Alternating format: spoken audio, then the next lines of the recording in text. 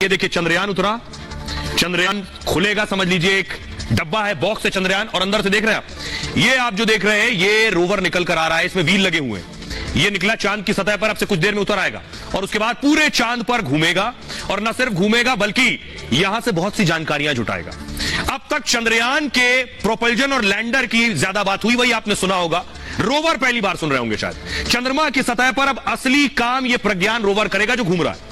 प्रज्ञान rover अब तक Vikram lander के पेट में छिपा था, जो अभी निकल कर आया, आपने देखा।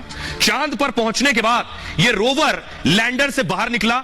निकलते ही सबसे पहले इसने विक्रम लैंडर की तस्वीर ली, जो तस्वीर मैंने अभी आपको दिखाई शुरू में, और विक्रम लैंडर ने भी रोवर प्रज्ञान की तस्वीरें खींची। रोवर ही चांद से जुड़े रहस्य और जानकारी को खोजेगा। यह जो रोवर आप देख रहे हैं घूमता हुआ नजर आ रहा है, इसलिए इसे डार्क हॉर्स या फिर छुपा रुस्तम भी कहा जा रहा है। रोवर में देख रहे हैं आप सोलर पैनल लगा, सोलर पैनल से चलने वाला एक तरह का ये रोबोट है। ये चांद का एक दिन यानी धरती के 14 दिन, यानी चांद में एक दिन काम करेगा, धरती के हमारे लिए 14 दिन तक काम करेगा। ये सोलर पैनल से चलता है, इसलिए रात में काम नहीं करेगा। मगर सब अगर सही रहा तो अच्छी बात यह है कि चांद का एक दिन नहीं, चांद के 2 दिन भी काम कर सकता है, यानी धरती के 28 दिन, 14 और 14 जुड़ जाएंगे, 28 दिन भी काम कर सकता है। इसमें 2 हाईटेक नेविगेशन कैमरे लगे हैं, जो दक्षिणी ध्रुव की यहां की जो तस्वीरें आज तक आपने नहीं दिखी, वो आप नहीं, हम नहीं, पूरी दुनिया देखेगी। चांद की सतह पर रसायनों की मात्रा और उसकी गुणवत्ता भी खोजेगी, यहां कौन कौन से रसायन है और उनकी क्वालिटी क्या है। चांद पर मैग्नीशियम, एल्यूमिनियम जैसे तत्वों को भी खोजेगी, परखेगा कि चांद पर टिन है, लोहा है, कैल्शियम जैसे तत्व हैं या नहीं है। उसके बाद ही पता चलेगा इस स्थितियों के बाद क्या जीवन संभव है। अब सुनिए जरा देश के लोगों का उत्साह 7वें आसमान पर है, सुनिए।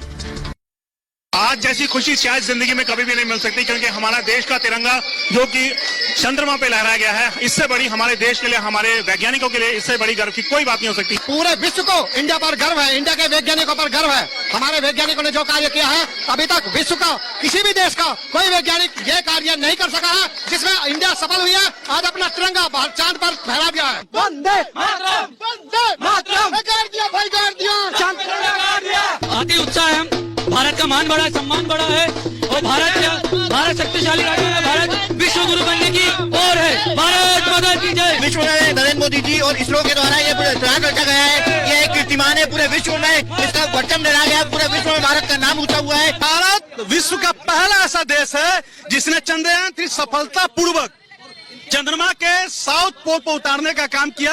भारत ने पूरे विश्व को यह संदेश देने का काम किया, आज भारत दुनिया का सबसे तेजी से बढ़ता हुआ देश है। विश्व भारत के लिए गर्व का विषय है कि हमारा चंद्रयान सफल लैंडिंग हो गया। इसके लिए माननीय मोदी जी और हमारे वैज्ञानिकों का हृदय से बहुत बहुत धन्यवाद। अब आपको बताता हूं, हमारे साथ साइंटिस्ट जुड़ रहे हैं। विभूति राय जो कि डीन है, लखनऊ यूनिवर्सिटी के वैज्ञानिक हैं। विभूति राय साहब, मेरा सवाल आपसे ये जरा बताइए, दुनिया को क्या नया पता चलेगा? हमने दिखा दिया रोवर क्या क्या करेगा, क्या पता चलेगा दुनिया को, हम क्या नई चीज जानेंगे? रोवर एक तरह का छोटा एक यंत्र है जिसमें पहिए लगे हुए हैं, और वो चंद्रमा की सतह पे एक स्थान से दूसरे स्थान जा सकता है, और जो लैंडर है उससे उसका कम्युनिकेशन होगा।